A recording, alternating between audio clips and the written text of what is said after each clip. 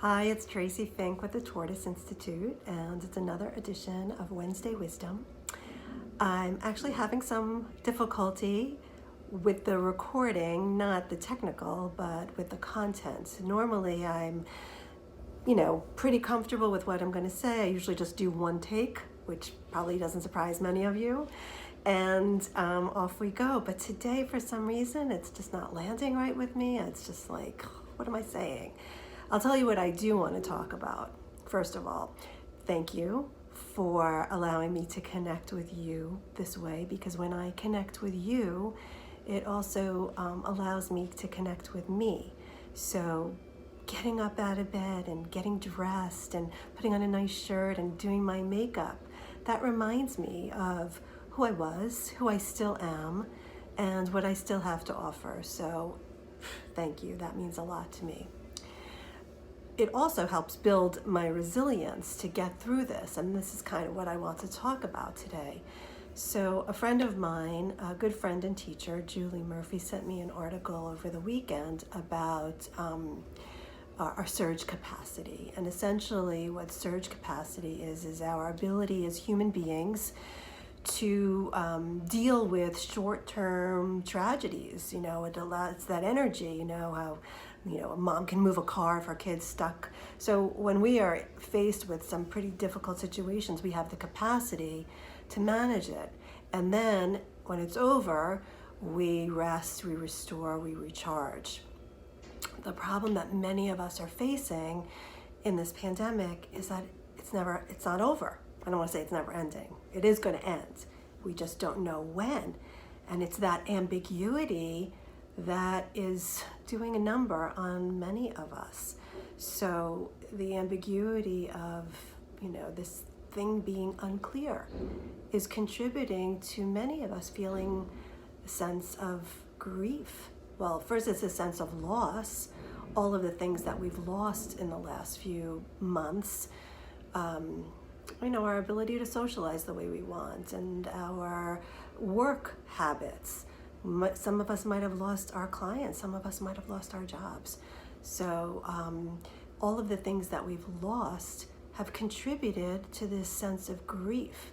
And grief is so powerful, and it's also, it's not linear. So, there's the 5 stages of grief, which are helpful, but they can be misleading. So I think it's denial, anger, bargaining, depression, acceptance.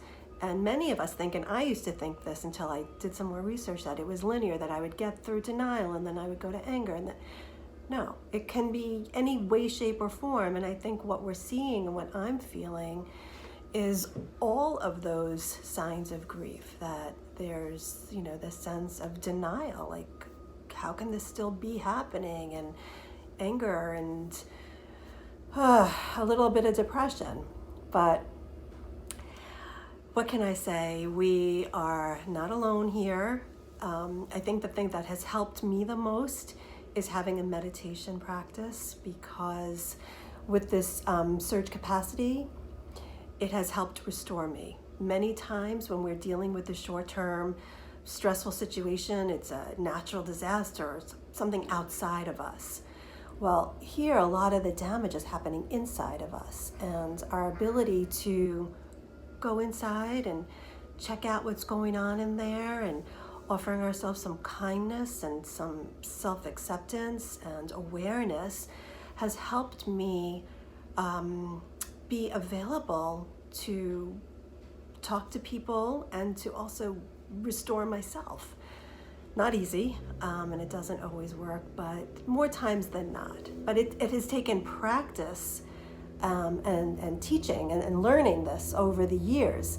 They say that when you practice meditation, it's not for when you're actually practicing, because that's boring. It's for these moments when things get really heightened. So my practice has helped. The other thing that we really need to do is be creative with our self-care, because the way that we might have cared for ourselves is not available to us now. We can't get massages, and some of us don't get manicures, and our people who we will see who nourish us, we can't see. So we have to think of ways to be creative. Um, the hobbies that we might do are not available, but I have a new hobby because I've gotten an air fryer. And I said to my husband, I don't want to be those people who talk about their air fryer, but I got to tell you, that little thing has really lifted me. So if you need to lay on the couch for the next few days, lay on the couch. If you need some connection with humans, then reach out. Because like we know when people are grieving or have grief, we know that they are not themselves, and they need more tenderness, more love, more patience, more understanding. And if we can offer that to ourselves, we can then start to restore our bank of resilience, and then we can have more of the surge capacity to keep going.